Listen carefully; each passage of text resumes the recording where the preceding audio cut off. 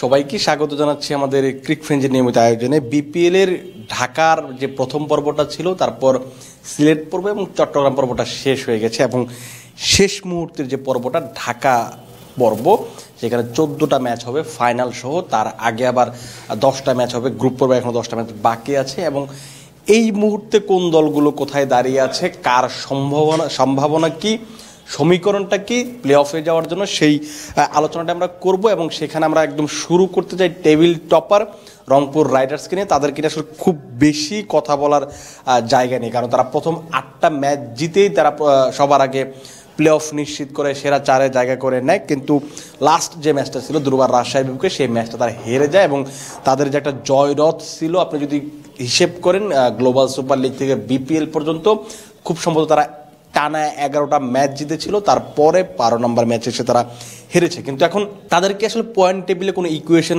আছে কিনা, আমার কাছে মনে হয় না যে তাদের কোনো ইকুয়েশন আছে, কারণ 16 পয়েন্ট হয়ে গেছে, তারা একদম কোয়ালিফায়ার খেলবে মোটামুটি নিশ্চিত হয়ে গেছে আপনি যদি অন্যান্য দলগুলোর দিকে তাকান। এখন যে জিনিসটা রংপুর রাইডার্স যেটা করতে চাইতে পারে সেটা হচ্ছে যে তাদের উইনিং স্ট্রিক রাখা, যেহেতু একটা ম্যাচে তারা মানে মাঝে একটা ম্যাচ হেরে গেছে এবং তাদের জন্য একটা অ্যালার্মিং একটা ব্যাপার হচ্ছে যে দুর্বার রাজশাহীর মতো একটা দলের কাছে তারা হেরে গেছে এবং এই ম্যাচটা যদি আপনার নক আউট পর্বে হতো তখন কিন্তু তাদের জন্য অনেক বড় একটা ব্যাপার হতো যে আপনি পুরো টুর্নামেন্ট জুড়ে ভালো ক্রিকেট খেলেছেন, কিন্তু আপনি এই টুর্নামেন্টের শেষ পর্যায়ে যদি আপনি সেটা ধরে রাখতে না পারেন, সেটা কিন্তু একটা বড় কি বলে দর্শকদের বা ক্রিকেটারদের যে বা ফ্র্যাঞ্চাইজিদেরকে একটা হতাশা সাগরে ডোবাবে। এই জন্য আসলে তাদেরকে এই উইনিং স্ট্রিকটা ধরে রাখতে হবে। উইনিং স্ট্রিক বলতে এখন থেকে জিততে শুরু করতে হবে এবং ফাইনাল পর্যন্ত তাদের আর কোনো ম্যাচ হারা যাবে না এবং তারা নিশ্চিতভাবেই চাইবে এই ধারাটা বজায় রাখার জন্য এবং সবচেয়ে বেশি পয়েন্ট নিয়ে প্লে অফের জায়গা মানে প্লে অফে খেলা যাওয়ার জন্য। এখন তাদের এখনও 3টা ম্যাচ বাকি আছে, 9 ম্যাচের তারা 8টাতে জয় পেয়েছে। রংপুরের যে 3টা প্রতিপক্ষ, সেখানে দুর্বার রাজশাহী, যে যাদের কথা বলছিলাম যাদের কাছে তারা লাস্ট ম্যাচটা হেরে গেছে এবং তার পরবর্তী তারা খেলবে খুলনা টাইগার্স এবং হচ্ছে চিটং কিংসের বিপক্ষে। খুব বেশি কঠিন হওয়ার কথা না, আর কঠিন হলো আসলে তাদের যেহেতু আসলে খুব বেশি যায় আসে না, শব্দটাকে আমি এভাবেই বলবো, কারণ যেহেতু তারা প্লে অফ নিশ্চিত করেছে। এই একটা দলে একমাত্র প্লে অফ নিশ্চিত করেছে এবং বাকি যে 6টা দল আছে সেখান থেকে 3টা দল যাবে, তার মাঝে আসলে 2টা দল মোটামুটি আপনি বলতে পারেন যে কনফার্ম হয়ে গেছে। সেখানে ফরচুন বরিশালের কথা আমরা বলতে পারি। ফরচুন বরিশাল এখন পর্যন্ত 8টা ম্যাচ খেলেছে এবং সেখানে 6টা ম্যাচে জয় পেয়েছে, 12 পয়েন্টে নিয়ে আপনি আরেকটা ম্যাচ জিতলে তারা সেখানে প্লে অফে চলে যাবে, সেরা 4-এ চলে যাবে। তারা যে জিনিসটা করতে চাইবে যে যেহেতু 4টা ম্যাচ বাকি আছে, সেখানে 2টো ম্যাচ যদি যারা জিতে যেতে পারে সেক্ষেত্রে তাদের একটা বড় সুযোগ থাকবে যে কোয়ালিফায়ারে খেলা। আর আপনি জানেন যে কোয়ালিফায়ারে আপনি যখন যাবেন তখন আপনার জন্য 2টো চান্স থাকবে। আপনি হতে পারে যে একটা নক আউট গেম আপনি হেরেই যেতে পারেন এবং তারপর কিন্তু একটা সেকেন্ড একটা চান্স থাকবে যে আপনি ফাইনালে ওঠার জন্য। সেই সুযোগটা নিশ্চিত যে তামিম ইকবালের দল সেটা নিতে চাইবে এবং এই মুহূর্তে সবচেয়ে বেশি ম্যাচ বাকি আছে ফরচুন বরিশালের এবং তাদের যে 4টা ম্যাচ খেলতে হবে সেখানে তারা কিন্তু Khulna Tigers, Sylhet strikers, Dhaka Capitals এবং হচ্ছে চিটং কিংসের বিপক্ষে খেলবে। সেখানে আপনি যদি খেয়াল করেন যে খুলনা এবং সিলেটের বিপক্ষে হয়তো একটু প্রতিযোগিতা হতে পারে, আমি সেটাকে চিটং বা কিংসের বিপক্ষে ম্যাচটাকে বেশি প্রতিযোগিতামূলক ধরে নিচ্ছে। বাকি 3টা ম্যাচ ধরে নিচ্ছি তারা জিতবে, তাহলে তাদের পয়েন্ট হবে 18। খুব নিশ্চিতভাবে তারা প্লে অফ নিয়ে খুব বেশি চিন্তা করতে হবে না। তারপরে 3 নাম্বার যে দলটা আছে তারা হচ্ছে চিটং কিংস। কোনো ধরনের যদি অঘটন না ঘটে সেখানে আপনি ধরে নিতে পারেন যে 3 নাম্বার দল হিসেবে মানে তৃতীয় যে দলটা প্লে অফে যাওয়ার দরে সবচেয়ে বেশি এগিয়ে আছে সেটা হচ্ছে চিটং কিংস এবং তারা এখন পর্যন্ত যে 9টা ম্যাচ খেলেছে সেখানে 5টাতে তারা জয় পেয়েছে, 10 পয়েন্ট নিয়ে 3 নম্বরে আছে পয়েন্ট তালিকার। 3-এ আছে মোহাম্মদ মিঠুনের দলটা। তাদের কাজটাও খুবই সহজ। তারা যদি কোয়ালিফায়ার, এখন আসলে তারা চেষ্টা করতে পারে যে কোয়ালিফায়ারে যেতে পারবে কিনা, বরিশালের সঙ্গে কিংবা রংপুরের সঙ্গে সেই লড়াইটা দিতে পারবে কিনা। তাদের যে শেষ 3টা ম্যাচ আছে সেখানে তারা রংপুর, সিলেট এবং হচ্ছে বরিশালের বিপক্ষে খেলবে। সেখানে যেহেতু 2টো দল খুবই ভালো প্রতিপক্ষ, রংপুর রাইডার্স টেবিল টপার, 2 নম্বরে আছে হচ্ছে ফরচুন বরিশাল। এই 2টা ম্যাচ নিশ্চিতভাবে তাদের জন্য খুব কঠিন 2টো ম্যাচ হবে। আর সিলেটের ম্যাচটা আমরা ধরে নিচ্ছি তারা ম্যাচটা জিতে যাবে এবং তাদের যেহেতু 12 পয়েন্ট হয়ে যাবে, সিলেটের বিপক্ষে ম্যাচটা যদি জিতে যায় সেক্ষেত্রে কিন্তু তাদের প্লে অফে যেতে খুব বেশি সমস্যা হবে না। এবং তাদেরকে যে জিনিসটা করতে হবে যে এখন পর্যন্ত বরিশাল এবং রংপুরের বিপক্ষে তারা ভালো ক্রিকেট খেলতে পারেনি, তারা যে ক্রিকেটটা খেলার চেষ্টা করছে এই পুরো টুর্নামেন্ট জুড়ে সেই ক্রিকেটটা খেলতে পারেনি এবং দুটো দলের বিপক্ষে তাদের বিলো এভারেজ পারফরমেন্স ছিল এবং তারা নিশ্চিতভাবে চাইবে যে টুর্নামেন্টের শেষ পর্যায়ে এসে বরিশাল এবং রংপুরকে কোনো একটা দলকে তারা হারাবে এবং তাদের যে শক্তিমত্তা সেই ব্যাপারটা তারা প্রমাণ করবে। কারণ আপনি যদি ফাইনাল খেলতে চান, আপনি যদি ফাইনালে যেতে চান, আপনাকে এই দলগুলোকে হারাতে হবে এবং আপনি যখন ফাইনালে যাবেন তখন কিন্তু এই রংপুর কিংবা বরিশালের বিপক্ষে আপনাকে খেলতে হবে। তখন আপনাকে মাথায় রাখতে, আপনি যদি এইখানে যদি আসলে তাদেরকে হারাতে না পারেন, তাদেরকে হারানোর কোনো ট্রিক্স খুঁজে বের করতে না পারেন, তাহলে কিন্তু ফাইনালে আপনার যদি যেতেও পারেন ফাইনালে, সেক্ষেত্রে কিন্তু আপনার শিরোপা ছুঁয়ে দেখা হবে না। যদি ওই দিনটা আসলে বিশেষ কোনো কারণে বা বিশেষ কোনো অবস্থায় যে প্রতিপক্ষ খুব একেবারে একদম ধস নেমে গেছে ব্যাটিংয়ে কিংবা বোলিংয়ে খুব ভালো করতে পারেনি, এমন পরিস্থিতি না হলে কিন্তু জয় পাওয়া খুব কঠিন হয়ে যাবে। 4 নম্বর দল হিসেবে কারা প্লে অফে উঠবে, এই লড়াইটাই সবচেয়ে বেশি এই মুহূর্তে বিপিএলে জমে আছে। কারণ এখানে 3টা দলের মোটামুটি একটা ভালো লড়াই হবে, কিন্তু যদিও আপনি ভালো লড়াই আসলে বলা ঠিক হবে না, কারণ যে পরের যে দুটো দল আছে তাদের অনেক বেশি ইকুয়েশনের মধ্যে দিয়ে যেতে হবে। খুলনা টাইগার্সকে ইকুয়েশনের মধ্যে দিয়ে যেতে হবে না, ব্যাপারটা একেবারে এরকম না। কারণ তাদেরকে এখন তারা মাত্র 4টা ম্যাচ জিতেছে, সেখানে 8 পয়েন্ট নিয়ে তারা 4 নম্বরে আছে। তাদের যে 3টা ম্যাচ, শেষ 3টা ম্যাচ খেলতে হবে, সেখানে ফরচুন, বরিশাল, রংপুর রাইডার্স এবং ঢাকা।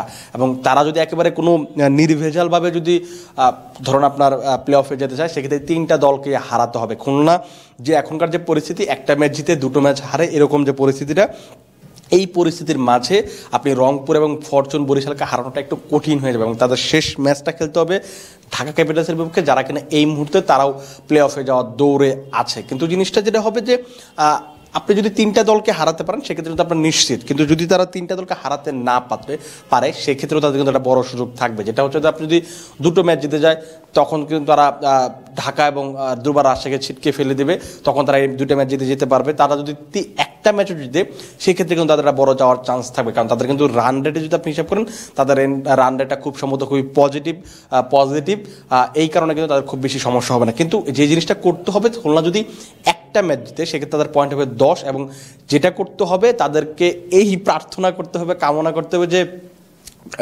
দুর্বার রাজশাহী কিংবা ঢাকা ক্যাপিটালস কিংবা হচ্ছে সিলেট স্ট্রাইকার্স তারা যেন ম্যাচ জিততে না পারে, অন্তত একটা করে ম্যাচ হারে, তাহলে কিন্তু খুলনা টাইগার্সের জন্য কাজটা সহজ হয়ে যাবে। আপনি যদি দুর্বার রাজশাহীর কথা চিন্তা করেন, দুর্বার রাজশাহীর এখন পর্যন্ত যে পয়েন্ট টেবিল, তাদেরও 8টা পয়েন্ট, কিন্তু তারা ম্যাচ খেলে ফেলেছে 10টা।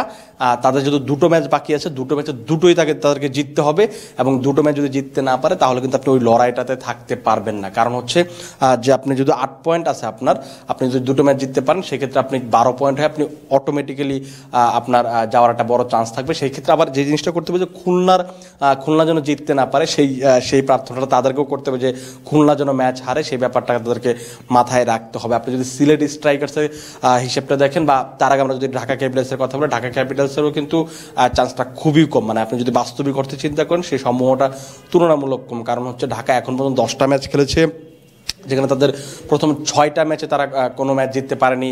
7 নম্বর ম্যাচ থেকে এসে তারা জিততে শুরু করেছে। লাস্ট 4টা ম্যাচে তারা 3টা ম্যাচ জয় পেয়েছে, 6 পয়েন্ট। লাস্ট 2টো ম্যাচ জিতলে তারা 10 পয়েন্ট হবে। সেদিন থিসারা পেরেরা বলছিলেন যে তারা এখনও প্লে অফে খেলার স্বপ্ন দেখেন, কিন্তু তাদেরকে আসলে সবগুলো ম্যাচ জিততে হবে, এবং যেখানে তাদের শেষ 2টো ম্যাচ, এই 2টো ম্যাচে তাদেরকে খেলতে হবে যে ফরচুন বরিশাল, বর্তমান চ্যাম্পিয়ন, এবং তার সঙ্গে তাদের যে প্লে অফে যাওয়ার লড়াইয়ে যারা আছেন খুলনা টাইগার্স, তাদের বিপক্ষেই খেলতে হবে। এই 2টো ম্যাচ যদি জিততে পারে সেই ক্ষেত্রেও কিন্তু অনেক ইকুয়েশনের ব্যাপার থাকবে, কারণ একটা আপনি তখন নেট রান রেট একটা ব্যাপার চলে আসবে। যদি 3টা দলের বা 3টা দলের ধরুন রাজশাহী, খুলনা কিংবা হচ্ছে ঢাকা ক্যাপিটালসের যদি পয়েন্ট সমান 10 করে হয়, সেই ক্ষেত্রে কিন্তু তাদেরকে ওই ব্যাপারটা মাথায় রাখতে হবে যে রান রেটটা কেমন হচ্ছে, এই বড় ব্যবধানে জিততে হবে। যদি বড় ব্যবধানে জিততে না পারেন আপনার রান রেট কিন্তু এগোবে না। আপনি যদি রান রেটে এগিয়ে যেতে না পারেন তখন আপনি কিন্তু 10 পয়েন্ট নিয়েও প্লে অফে যেতে পারবেন। আর যদি সিলেটের কথা চিন্তা করেন, সিলেটের সম্ভাবনা একেবারে তুলনামূলক কম। শেষ 3টা ম্যাচ তাদের বাকি আছে, 9 ম্যাচে তারা মাত্র 4 পয়েন্ট পেয়েছে, এবং 3টা ম্যাচে জিতলে সেক্ষেত্রে তাদেরকে 10 পয়েন্ট হবে, এবং তারা হয়তো সেমিফাইনালে কোয়ালিফায়ারে যেতে বা প্লে অফে যেতে পারবে, কিন্তু সেই সম্ভাবনাটা কম। কারণ 3টা ম্যাচে তাদেরকে ভালো প্রতিপক্ষ খুলনার বিপক্ষে খেলতে হবে, বা খুব সম্ভবত বরিশালের বিপক্ষে তাদেরকে খেলতে হবে। এই প্রতিপক্ষের বিপক্ষে আপনি জিততে পারবেন কিনা। আর দলের এখনকার যে পরিস্থিতি, বেশ কিছু ক্রিকেটার চোটে পড়ে আছে। আমরা রাকিম কর্নেলকে দেখেছি, তিনি চোটের কারণে ছিটকে গেছেন। আপনি যদি জাকির হাসান চোটে আছেন, নাহিদুল ইসলাম চোট পেয়েছেন, কিন্তু তারা খেলছেন। নাহিদুল ইসলাম যেমন গতকাল খেলতে পারেননি, গতকাল তাকে খেলানোর একটা ব্যাপার ছিল, কিন্তু আপনি জাকির হাসান, জাকের আলী তারা কিন্তু মানে চোট পেয়েছেন, কিন্তু তাদেরকে ব্যাটিং করার আপাতত সুযোগ করে দেওয়া হয়েছে। জাকির হাসান ব্যাটিং করছেন, জাকের আলীও ব্যাটিং করছেন, এবং জর্জ মাঝে তিনিও আঙ্গুলে চোট পেয়েছেন। তাদের কিন্তু এই কারণেই রনি তালুকদারকে কিপিং করানো হচ্ছে। যে এই সব অবস্থায় আরিফুল হক গতকাল যেটা বললেন যে একটা ভাঙাচোরা দল নিয়ে তাদেরকে খেলতে হচ্ছে, আপনি বুঝতে পারছেন যে এরকম একটা ভাঙাচোরা দলের এই লাস্ট 3টা ম্যাচ জিতে প্লে অফে যাওয়ার সমীকরণটা খুবই কঠিন। এই হচ্ছে পরিস্থিতি। আমার কাছে যে জিনিসটা মনে হচ্ছে যে 7টা দলের আপনি যদি পয়েন্ট টেবিল দেখেন বা অন্যান্য ব্যাপারগুলো দেখেন, সেক্ষেত্রে আপনি যে জিনিসটা নিশ্চিত হতে পারেন যে রংপুর রাইডার্সও কনফার্ম করে ফেলেছে। আপনি তার সঙ্গে হয়তো আপনি চিটাগং কিংস এবং হচ্ছে ফরচুন বরিশালকে আপনি ধরে নিচ্ছেন। 3টা দল মোটামুটি নিশ্চিত যে তারা কোয়ালিফাই করে ফেলেছে। আর 4 নাম্বার দল হিসেবে যদি আমার কাছে আপনি জানতে চান, আমি সেখানে অবশ্যই খুলনা টাইগার্সকে এগিয়ে রাখবো, যদিও তাদের প্রতিপক্ষ দুটো ভালো প্রতিপক্ষের বিপক্ষে খেলতে হবে, যেখানে খেলতে হবে রংপুর এবং হচ্ছে ফরচুন বরিশালের বিপক্ষে। তবুও আমার কাছে মনে হয় যে তাদের চান্সটা অনেক বেশি থাকবে, এবং হচ্ছে আমিও নিজেও চাইবো যে তারা যেন প্লে অফে উঠতে পারে। কারণ আপনি যদি এই 7টা দলে বিবেচনা করেন, এই প্রথম 3টা দল যদি বাদ দেন, সেক্ষেত্রে মনে হবে যে বাকি 4টা দলের ভিতরে খুলনা একটু ব্যালেন্সড, খুব ভালো টিম তুলনামূলকভাবে। যদিও তারা 5টা ম্যাচ তারা মাঝে জিততে পারেনি, কিন্তু তারপর আমি বলবো যে এই দলটা মোটামুটি ভালো, তাদের ফ্র্যাঞ্চাইজিটা ভালো, তাদের আসলে খুব বেশি ঝামেলা নেই। ক্রিকেটাররা আপনি যদি দেখেন, জাতীয় দলের বেশ কয়েকজন ক্রিকেটার আছেন বা ঘরোয়া ক্রিকেটার নিয়মিত পারফর্ম করছেন। আপনি মাহিদুল ইসলাম অঙ্কর কথা বলতে পারেন, নাইম শেখের কথা বলতে পারেন, মেহেদী হাসান মিরাজ, আপনি ইমরুল কায়েস, তারপর হচ্ছে আপনি শেষের দিকে যদি দেখেন আরও বেশ কয়েকজন ক্রিকেটার তার দলে আছে। তো ওই আবহাওয়াতে রনির মতো ক্রিকেটার, হাসান মাহমুদের মতো ক্রিকেটার আছেন। সো তাদেরকেই চাইবো, কারণ আপনার ওই নিশ্চিতভাবে সেই এলিমিনেটর বা যে পর্বগুলো থাকবে, সেইখানে একটা প্রতিযোগিতা দরকার হবে। সেখানে আপনি যে দুর্বল দলগুলো যদি আপনি যায়, সেখানে আসলে টুর্নামেন্টের মান তো এমনিতে আসলে কমে অনেক নিচে নেমে গেছে, সেটা আরও আসলে মানুষের ওই এলিমিনেটর বা কোয়ালিফায়ারে যে আগ্রহটা থাকবে, সেটা হারিয়ে যেতে পারে বলে আমার কাছে মনে হচ্ছে। এই জন্য আমি চাইবো যে খুলনা নিশ্চিতভাবেই এই জায়গাটাতে এগিয়ে থাকবে, এবং তারাই হয়তো শেষ 4 নাম্বার দল হিসেবে তারা প্লে অফে জায়গা করে নেবে। দর্শক আপনারা কমেন্ট বক্সে জানাতে পারেন যে আপনি কোন 4 দলকে, এক দল তো কনফার্ম হয়ে গেছে, বাকি কোন 3 দলকে প্লে অফে দেখছেন, এবং 4 নাম্বার দল হিসেবে আপনি কাকে দেখছেন, রাজশাহী, ঢাকা, সিলেট স্ট্রাইকার্স নাকি খুলনা টাইগার্সকে, সেটা কিন্তু কমেন্ট বক্সে আপনারা জানিয়ে দিতে পারেন। আপাতত আপনারা ভালো থাকুন, সুস্থ থাকুন এবং ক্রিক ফ্রেঞ্জির সঙ্গে থাকুন।